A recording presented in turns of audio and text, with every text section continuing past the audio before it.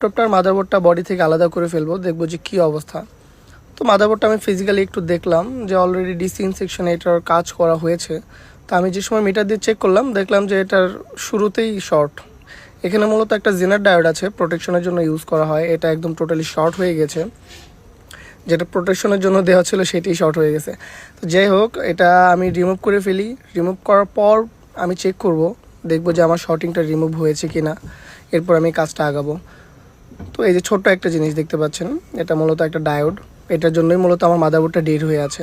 তো এরপরে আমি চেক করলাম, দেখলাম যে আমার প্রপার রিডিং চলে এসেছে। আগে যে এখানে শর্ট দেখাচ্ছিলো, এখন আর সেখানে শর্ট নেই। তো এখন আমি একটা নতুন একটা ডায়োড এখানে আমি বসিয়ে দেবো। তো আমি স্ক্র্যাপ একটা মাদারবোর্ড থেকে একটা ডায়োড নিয়ে এখানে লাগিয়ে দিই। লাগানোর পর আমি একটু কুল করে বোর্ডটা ঠান্ডা করে ক্লিন করে ফেলি। ক্লিন করার পর আমি মিটার দিয়ে চেক করলাম, দেখলাম যে আমার এখন প্রপার শর্টিংটা রিমুভ হয়ে গেছে। তো পরবর্তীতে পাওয়ার দিলে ল্যাপটপটা অন হয়ে যায়।